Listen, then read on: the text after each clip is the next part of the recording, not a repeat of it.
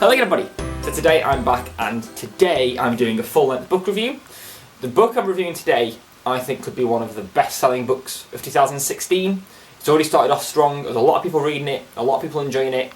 It's a similar kind of book to things that have been best-selling in the past couple of years, and I think this one's got all the makings to be huge this year.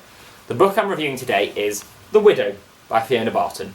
So for anyone that's seen my reviews in the past, you'll know the format I do. I'm going to talk about the concept, the plot, the characters, the writing and structure of it, and just some overall general thoughts about the book as well, and then give it a score out of 10 depending on what I think of it.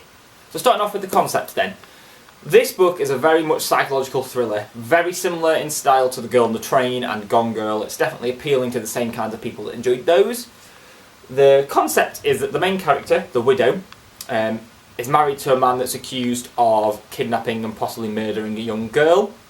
Now when the book starts, the concept is that the widow, they've had 3 or 4 years of being accused, and it's how she's coped with that. And now her husband has died, and she's been re-interviewed by police and reporters, and she's giving her entire side of the story.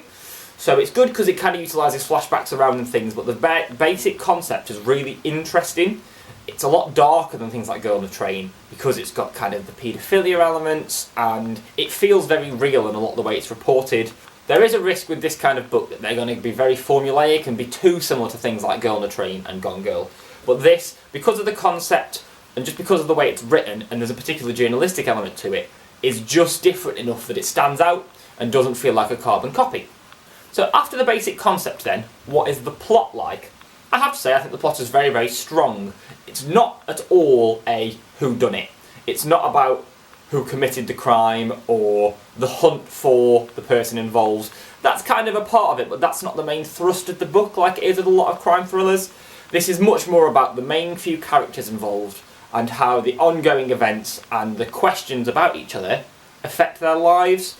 So a lot of it is narrated from the perspective of the main character, the widow, and it's very much about the journey she goes on when she's questioning whether her husband could have committed the act, whether she's questioning what she thinks she would do if she knew he'd committed the act. How would she respond? What would she want him to do? What would she want to do? And it's just a really clever kind of spin on the thriller that is a little bit less whodunit and a bit more unusual.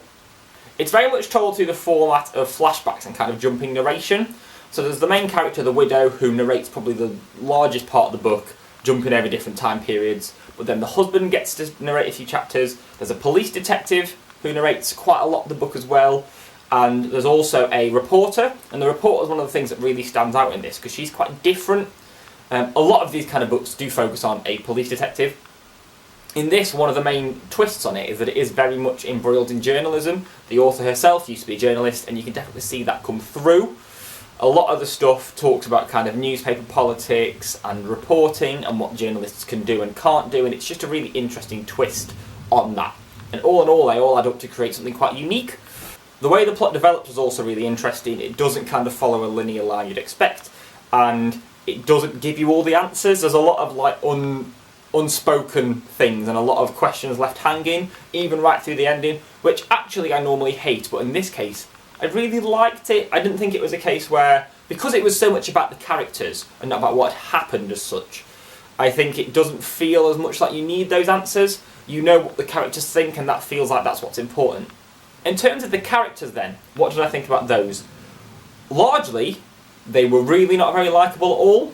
Like, across the board, the only one that I particularly liked was the police detective, and even he had his downsides. All of the characters, even though they aren't the most likeable, do feel very real. They feel very multifaceted, like they genuinely feel like real people. They've all got their own lives and their own interests and their own drives and their own weaknesses. And all of them seem to have some kind of redeemable feature that means that even though you really, really don't feel like you should like them, for example with her husband, he's got some redeemable features that actually you kind of think, oh, actually he's not all bad, and it's quite an interesting dynamic that's created with the characters.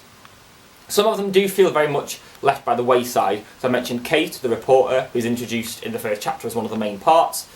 She kind of falls by the wayside, and she's much more like she's there to advance things rather than she is for her own story. And I think it's a shame because she's one of the things that's quite unique about how this novel's done.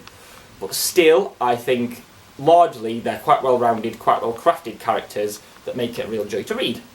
In terms of the writing, this is never going to be the kind of book that is written really eloquently and with gorgeous metaphors and that kind of literal devices.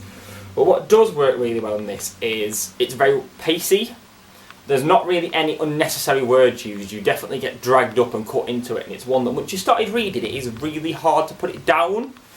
The chapter lengths don't help because they are just the right length between kind of 10 and 15 pages when you can kind of be like, oh, go on, I'll read one more chapter. And then you've read that, and you read another, and another, and 2 hours later you're still reading. It's kind of a really fast-paced book. And the way it's structured as well, that it'll kind of get right up to revealing a big plot point and then divert off to another narrative position is really interesting. Overall then, one of the things that I think does let this down is the ending. So I'm not going to spoil anything, but it very much feels like the whole novel is kind of coming up to a revelation and then backing away and then up again and backing away. And when it gets towards the end and you're like, right, that's it, it's all going to come out, you're going to know what's happened, you're going to know what the characters are all feeling.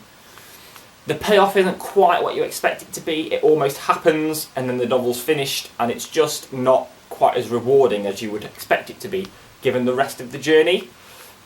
I don't know whether that's a personal thing. I know a few other people that have liked the ending, but for me personally, it just didn't feel like it delivered on what the novel had set up.